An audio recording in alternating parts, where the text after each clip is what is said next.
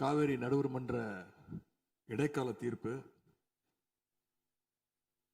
இறுதி தீர்ப்பு, உச்ச நீதிமன்றத்துடைய இறுதி தீர்ப்பு, மேலாண்மை ஆணையம் உள்ளிட்ட அனைத்துக்கும் முத்தமிழர் கலைஞர் அவர்கள் முதலமைச்சராக இருந்தப்போ கழக அரசு எடுத்திருக்கக்கூடிய ஆக்கப்பூர்வமான நடவடிக்கைகள் தான் முழு காரணம். அது இந்த அவையில் இருக்கக்கூடிய மூத்த உறுப்பினர்கள் அத்தனை பேரும் அறிவார்கள். ஒரு நீண்ட நெடிய சட்ட போராட்டம், அரசியல் போராட்டம் எல்லாத்தையும் நடத்தி தான் நாம காவிரி மீதான உரிமையை போராடித்தான் பெற்றிருக்கின்றோம்.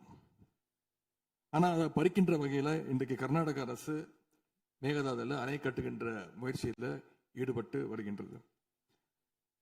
அந்த முயற்சியை அவங்க எடுத்த பொழுது அந்த சமயத்துல எங்க கூட்டணியில் இருக்கக்கூடிய அந்த கட்சி கர்நாடகாவில் ஆட்சியில் இருந்தாலும் அதை பத்தி எல்லாம் கவலைப்படாம மேகதாது அணை திட்டத்தை எங்களுடைய தலைவர் அப்போதைய முதலமைச்சர் திரு முத்துவேல் கருணாநிதி ஸ்டாலின் அவர்கள் கடுமையாக எதிர்த்தார்கள்.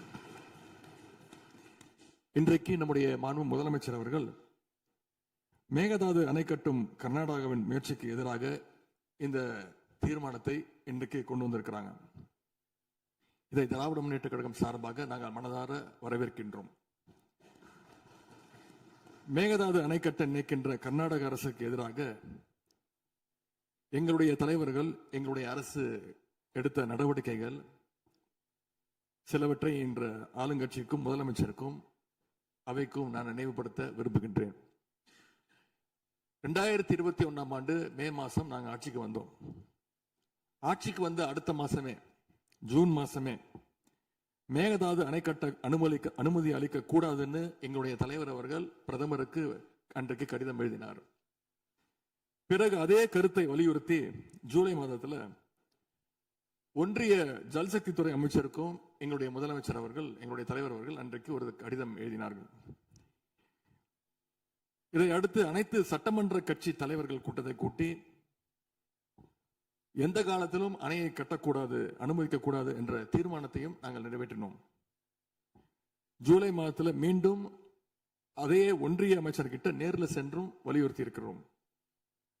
கடந்த 2022-23 ஆண்டு நிதியாண்டுல அணை கட்டுவதற்காக கர்நாடக அரசு 1000 கோடி ரூபாயை ஒதுக்கீடு செஞ்ச உடனே, இந்த விஷயம் தெரிஞ்ச உடனே இதே அவையில அதை கண்டிச்சு அரசினர் தனி தீர்மானத்தையும் எங்களுடைய அரசு அன்றைக்கு நிறைவேற்றுச்சு. அன்றைக்கு எங்களுடைய தலைவர் அவர்கள், முதலமைச்சர் அவர்கள் பேசும்பொழுது சொன்னார், தமிழ்நாட்டின் உரிமையில நாம அனைவரும் ஒன்றுபட்டு நிற்போம் அப்படின்னு எங்களுடைய தலைவர் அன்றைக்கு இது அவையில குறிப்பிட்டு பேசியிருக்கிறார். மேகதாது அணை கட்டுறது பத்தின விரிவான திட்ட அறிக்கையை விவாதிக்கணும்னு காவிரி நதிநீர் மேலாண்மை ஆணைய கூட்டத்தில் கர்நாடக அரசும் ஒன்றிய அரசும் வச்ச அஜெண்டாவை நீக்க எங்க தலைவர் தலைமையிலான அரசு அன்றைக்கு கடுமையாக வலியுறுத்தியது. இதற்காக அன்றைய முதலமைச்சரான எங்களுடைய தலைவர் பிரதமருக்கு மீண்டும் ஒரு கடிதம் எழுதினார் ஜூலை மாதத்தில் 2022 ஆண்டு. அப்போதைய நீர்வளத்துறை அமைச்சர் திரு துரைமுருகன் தலைமையில் தமிழ்நாடு சட்டமன்ற அனைத்து கட்சி குழுவினர் ஒன்றிய ஜல்சக்தி அமைச்சரை நேரில் சந்திச்சு வலியுறுத்தி இருக்கிறாங்க. இப்படி நம்முடைய தொடர் எதிர்ப்பின் காரணமாகத்தான் மேகதாது அணையுடைய டீடைல்டு ப்ராஜெக்ட் ரிப்போர்ட் பிப்ரவரி மாதம் மத்திய நீர்வள ஆணையத்திற்கு மீண்டும் திருப்பி அனுப்பப்பட்டது.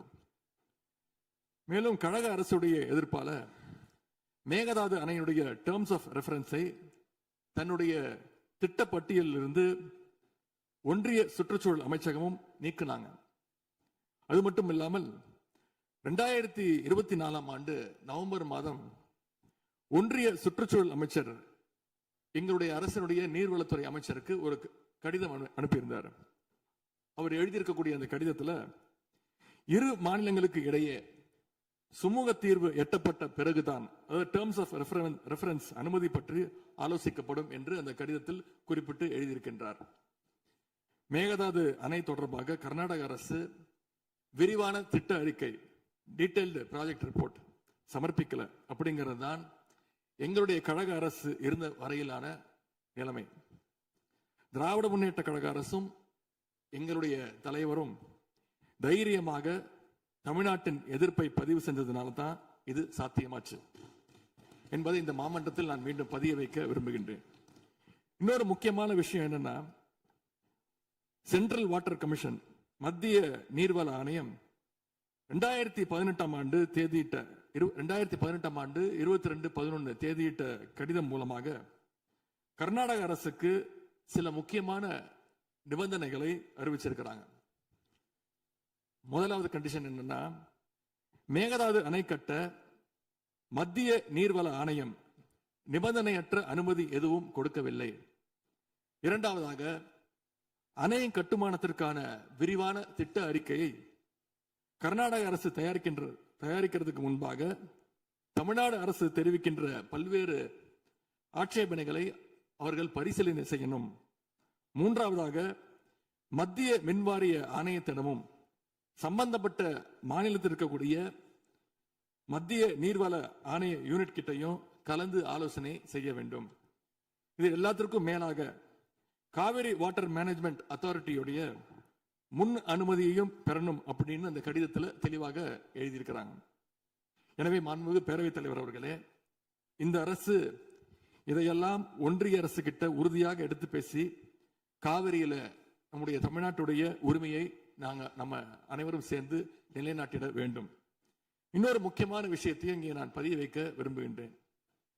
மேகதாது பிரச்சனை தொடர்பாக கடந்த 13/11/2025 ஆண்டு அன்றைக்கு உச்ச நீதிமன்ற தீர்ப்பு வெளிவந்த பிறகு 4/3/2026 அன்றைக்கு அன்றைய முதலமைச்சரான எங்களுடைய தலைவர் அவருடைய உத்தரவின்படி தமிழ்நாடு நீர்வளத்துறை அரசு செயலாளர் ஒன்றிய ஜல்சக்தி துறை செயலாளருக்கு ஒரு கடிதம் எழுதியிருக்கின்றார்.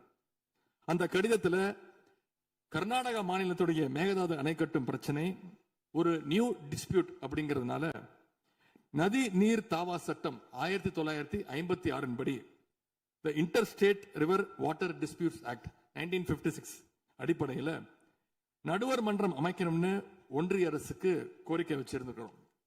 ஆகவே இந்த அரசு இப்ப கொண்டு வந்திருக்கக்கூடிய அந்த தீர்மானத்தில் மேகதாது அணை கட்டுறது தொடர்பாக தமிழ்நாடு அரசு மார்ச் 4ஆம் தேதி 2026 ஆண்டு அன்றைக்கு எழுதின கடிதத்தில் கேட்டுக்கிட்டபடி மாநிலங்களுக்கு இடையிலான நதிநீர் தாவா சட்டம் 1956 பிரிவு 4 கீழே அந்த அடிப்படையில் புதிய நடுவர் மன்றம் அமைக்க வேண்டும் என ஒன்றிய அரசை இப்பேரவை வலியுறுத்துகிறது அப்படிங்கிறத என்னுடைய பெயரில் கொடுக்கப்பட்டிருக்கக்கூடிய அந்த திருத்தத்தை சேர்க்க வேண்டும் என்று உங்களை நான் கேட்டுக்கொள்கின்றேன்.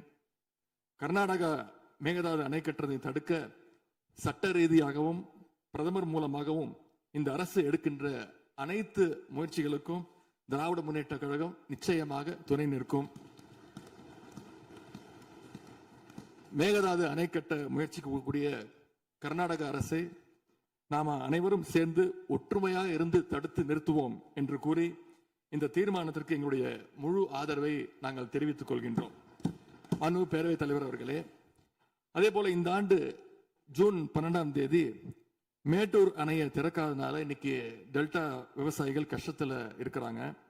குறுவை சாகுபடி இன்றைக்கு பாதிக்கப்பட்டிருக்கு. அடுத்து நடக்க இருக்கக்கூடிய காவிரி வாட்டர் மேனேஜ்மெண்ட் அத்தாரிட்டி கூட்டத்தில் இது தொடர்பாக தமிழ்நாடு அரசு நம்முடைய தரப்பு நியாயங்கள் எல்லாம் எடுத்து வச்சு நமக்குரிய நீரை விரைவாக பெற்று தரணும்னு அந்த விவசாயிகள் சார்பாக இந்த அவையை நான் கேட்டுக்கொள்கின்றேன். இறுதியாக எங்களுடைய கழக தலைவர் அவருடைய அறிவுறுத்தலின் பேரில் ஒரு முக்கியமான வேண்டுகோளையும் நம்முடைய முதலமைச்சர் அவர்களுக்கு நான் வைக்க விரும்புகின்றேன். இன்றைக்கு நாம நிறைவேற்றுகின்ற இந்த தீர்மானம் மிக முக்கியமான ஒரு தீர்மானம். இந்த தீர்மானத்தை கடிதம் மூலமாக ஒன்றிய அரசுக்கு அனுப்பி வைப்பதற்கு பதிலாக தமிழ்நாட்டுடைய அனைத்து சட்டமன்ற கட்சி உறுப்பினர்களும் நாடாளுமன்ற உறுப்பினர்களும் சேர்ந்து ஒரு குழுவாக போய் ஒன்றிய அரசு கிட்ட கொடுத்து நம்முடைய ஒற்றுமையை நாம வெளிப்படுத்த வேண்டும் என்று கேட்டுக்கொள்கின்றேன். அதற்கு திராவிட முன்னேற்ற கழகம் தயாராக இருக்கின்றது. அரசியல் வேறுபாடுகளை எல்லாம் கடந்து செயல்பட இந்த அரசும் முன்வரணும்னு எங்களுடைய தலைவரின் சார்பாக கேட்டுக்கொண்டு தீர்மானத்தை முழு மனதாக ஆதரித்து அமைகின்றேன். நன்றி, வணக்கம். அவை முன்னவர் அவர்கள் மெத்தன போக்கு என்ற வார்த்தை நீக்கப்பட வேண்டும் என்று கோரினார். அவை நடவடிக்கை